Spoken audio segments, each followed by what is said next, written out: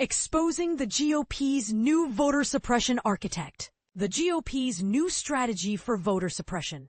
In a desperate bid to secure victory in the 2014 Senate race in North Carolina, the Republican Party chose Thom Tillis as their candidate. At that time, Tillis held the position of Speaker of the State House, where he played a pivotal role in the implementation of a sweeping anti-voting law. Notably, a senior aide to Tillis had requested racial demographic data to ensure that the law would disproportionately affect black voters compared to their white counterparts.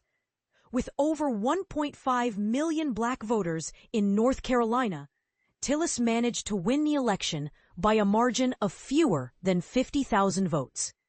Although the law was later deemed unconstitutional for its deliberate targeting of black voters with almost surgical precision, the harm it caused had already been inflicted.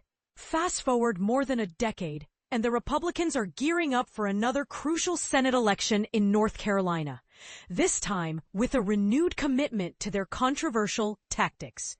Their chosen candidate is Mike Whatley, a North Carolina attorney and the current chair of the Republican National Committee, RNC. Whatley secured his position by persuading Trump that he would take a more aggressive stance against voting rights than his predecessor, Ronna McDaniel. His leadership at the RNC has been characterized by a focus on initiatives designed to complicate the voting process and facilitate Republican advantages in cases where they disagree with election outcomes. One significant aspect of Whatley's strategy is the extensive expansion of the GOP's legal efforts. As he prepares to step down from his role as chair, the Republican Party is currently involved in more than half of the ongoing voting and election-related cases in the courts. Out of 143 active cases across 42 states, the GOP is a party to 73 of them.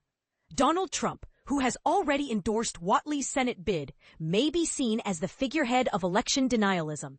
But Mike Whatley is undeniably one of its key architects. Over the past year, no other individual has done as much to undermine the right to vote in free and fair elections as he has. In support of Whatley's candidacy, North Carolina Republicans are already taking steps to disenfranchise hundreds of thousands of voters, even before the 2026 elections. The state's partisan election board is proposing measures that would significantly limit voter access, while the GOP-controlled legislature is contemplating another sweeping anti-voting bill to further exacerbate the situation. Unlike in 2014, Republicans now have a variety of new tools at their disposal to execute their plans to undermine free and fair elections, both in North Carolina and nationwide. Attorney General Pam Bondi has transformed the Department of Justice into a vehicle for advancing Trump's political agenda. Once a staunch defender of voting rights, the department has now fully engaged in litigation aimed at suppressing voter participation. Currently involved in 17 voting and election cases. Over the last 10 years, Republicans have discovered that their aggressive tactics against voting rights come with minimal political repercussions. The mainstream media often treats Trump's attacks on democracy with a troubling sense of neutrality, sometimes even bordering on admiration, while holding Democrats to a much stricter standard when they attempt to defend their interests. House Republicans are banking on this dynamic to embark on an unprecedented round of mid-cycle redistricting, further gerrymandering already skewed electoral maps. While Texas is currently in the spotlight, where Governor Greg Abbott and the Republican state legislature are attempting to carve out an additional 5 congressional seats, if national Republicans have their way, this latest maneuver will extend beyond Texas. It is no surprise that these actions are unfolding during a critical juncture in our nation's history. Donald Trump, an unpopular authoritarian figure, is willing to go to great lengths to avoid being held accountable by Congress.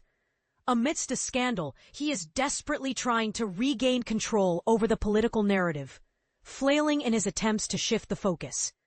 In this context, Republicans are likely to intensify their assaults on elections and Trump's promotion of unfounded conspiracy theories. However, there is a silver lining. Democrats are pushing back. As we know, Republicans often create their own rules and hope that no one challenges them. Therefore, those of us who support democracy can no longer afford to adhere to traditional norms. We must take bold and decisive action. First and foremost, we need to label Republican election deniers and voter suppressors for what they truly are: election deniers and voter suppressors. It's time to abandon any respectful titles or polite gestures. If they are intent on rigging democracy against the voters, they have forfeited any right to our respect. Secondly, it is crucial for states governed by Democrats to implement pro-voting measures this year. Every state has the opportunity to make its laws more accessible to voters. Equally important is the need for states to utilize their legislative authority under the U.S. Constitution to safeguard their voting procedures against Trump's interference. Time is of the essence, and states must act boldly and without fear to protect their voters. Thirdly, donors and philanthropic organizations must lend their support to pro-democracy initiatives, especially those advocating for free and fair elections. The current imbalance of resources between those undermining elections and those striving to protect them is unsustainable. Now is the time to invest generously in both non-partisan and partisan groups fighting for democracy in the courts. Finally, states with Democratic trifectas should consider restarting their redistricting processes immediately to explore the possibility of reducing or eliminating Republican-leaning congressional districts within their borders. While there may be legal and political obstacles in some areas, now is the time to think creatively and strategically about how to overcome them.